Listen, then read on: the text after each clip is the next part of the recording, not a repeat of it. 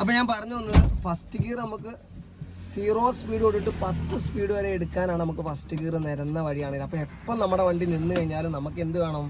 First gear വേണം. First ഗിയറിൽ നമുക്ക് എന്ത് ചെയ്യാൻ പറ്റുള്ളൂ? നമ്മുടെ വണ്ടിനെ മുന്നോട്ട് എടുക്കാൻ പറ്റുള്ളൂ. ഓക്കെ, ഇനി നമ്മൾ സെക്കൻഡ് ഗിയറിലോട്ട് പോകാന്നുണ്ടെങ്കിൽ സെക്കൻഡ് ഗിയറിന് 10ന്റെ എബോവ് സ്പീഡ് ഉണ്ടെങ്കിൽ ഈ സെക്കൻഡ് ഗിയറിന് എന്താ ചെയ്യാൻ പറ്റുള്ളൂ? ഈ വണ്ടീനെ മുന്നോട്ട് കൊണ്ടുപോകാൻ പറ്റുള്ളൂ. ഓക്കെ, അപ്പോൾ 10 തൊട്ടിട്ട് നമുക്ക് 20 സ്പീഡ് വരെ നമുക്ക് ഏത് ഗിയറിൽ പോകാം? സെക്കൻഡ് ഗിയറിൽ പോകാം. ആ സെക്കൻഡ് ഗിയറിൽ നമ്മുടെ വണ്ടി കൊണ്ടുപോയി നിർത്തിയിട്ട് പിന്നെ എടുക്കണം എന്ന് വെച്ചാൽ വണ്ടി നിന്നിട്ടുണ്ടെങ്കിൽ നമുക്ക് പിന്നെ ഏത് ഗിയറിൽ എടുക്കാൻ പറ്റുള്ളൂ? ഫസ്റ്റ് ഗിയറിൽ എടുക്കാൻ പറ്റുള്ളൂ. അപ്പോൾ പലർക്കും സംശയമുണ്ട്.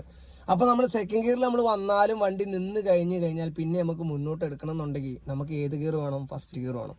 അപ്പോൾ 0 സ്പീഡ് തൊട്ടിട്ട് 10 സ്പീഡ് വരെ ഫസ്റ്റ് ഗിയറും 10 തൊട്ടിട്ട് 20 വരെ സെക്കൻഡ് ഗിയർ. ഇനി തേർഡിലോട്ട് ഇട്ട് കഴിഞ്ഞാൽ 20ന്റെ എബോവ്, ഒരു 24ന്റെ എബോവ് ഉണ്ടെങ്കിൽ എന്ത് ചെയ്യാൻ പറ്റുള്ളൂ? ഈ തേർഡ് ഗിയറിന് ഈ വണ്ടീനെ കൊണ്ടുപോകാനുള്ള കഴിവുള്ളൂ. ഞാൻ ഈ പറയണൊക്കെ നിരന്ന വഴി കൂടെയാണ്, കയറ്റത്തിൽ കൂടെ അല്ല. കയറ്റത്തിൽ കൂടെ ആകുമ്പോൾ വീണ്ടും മാറ്റം വരും. ഓക്കെ, അപ്പോൾ നമ്മളൊരു 24ന്റെ എബോവ് ഉണ്ടെങ്കിൽ നമുക്ക് ഏത് കയറി പോകാം? തേർഡ് കയറി പോകാം. അതിൽ നമ്മൾ ഹൈ ആയിട്ട് പോവുകയാണെങ്കിൽ 30 സ്പീഡ് വരെ നമ്മൾ എന്ത് ചെയ്യാൻ പാടുള്ളൂ? ഈ തേർഡ് ഗിയറിൽ പോകാൻ പാടുള്ളൂ. 30ന്റെ മുകളിലോട്ട് 35ലോട്ട് 40ലോട്ടൊക്കെ പോകണമെന്നുണ്ടെങ്കിൽ നമ്മൾ ഏത് ഗിയറിൽ ഇട്ടേക്കണം? ഫോർത്ത് ഗിയറിൽ ഇട്ടേക്കണം. അങ്ങനെ നമ്മൾ 30 തൊട്ടിട്ട് 35 വരെ 40 റേഞ്ചിൽ വരെ നമുക്ക് ഫോർത്ത് ഗിയറിൽ പോകാം. നമുക്ക് ഇതിന് ഇനി എന്തില്ല? 5ാമത്തെ ഗിയറില്ല. അപ്പോൾ ഇതിൽ നമുക്ക് ഇനി 60ൽ പോകണേലും 70ൽ പോകണേലും 80ൽ പോകണേലും നമുക്ക് ഇനി ഏത് ഗിയറാണ് വേണ്ടേ? Fourth gear. അപ്പം നമ്മൾ ഫോർത്ത് ഗിയറിൽ നമുക്ക് എബോവ് എത്ര വേണേലും പോകാതെ ഓരോരുത്തരുടെ കഴിവിനനുസരിച്ചാണ്.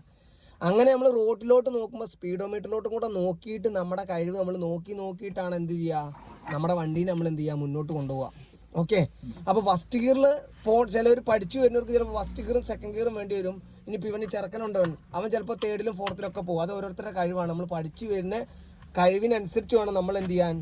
ഗിയർ മാനേജ് ചെയ്യാൻ. അല്ല ഞാനിവിടെ ഇരുന്നിട്ട് ഫോർത്തിൽ പൊക്കോ തേർഡിൽ പൊക്കോ എന്ന് പറഞ്ഞാൽ നിങ്ങൾ പോകരുത്. ഇപ്പോൾ നമ്മുടെ ചേട്ടൻ വണ്ടി എടുക്കുവാണ്. അപ്പോൾ ചേട്ടൻ്റെ കഴിവ് എന്താണ്? ആ ചേട്ടൻ ആ കഴിവിനനുസരിച്ച് എന്ത് ചെയ്താൽ മതി? ഓടിച്ചാൽ മതി. അപ്പോൾ ഇപ്പോൾ നമ്മുടെ വണ്ടി ഇനി ഇവിടുന്ന് സ്റ്റാർട്ടാക്കണമെങ്കിൽ നമ്മൾ എന്താ ചെയ്യുക? ഏത് ഗിയറിലാണ് സ്റ്റാർട്ടാക്കുക? ഓക്കെ, അപ്പോൾ ന്യൂട്രാണോ നോക്കിയ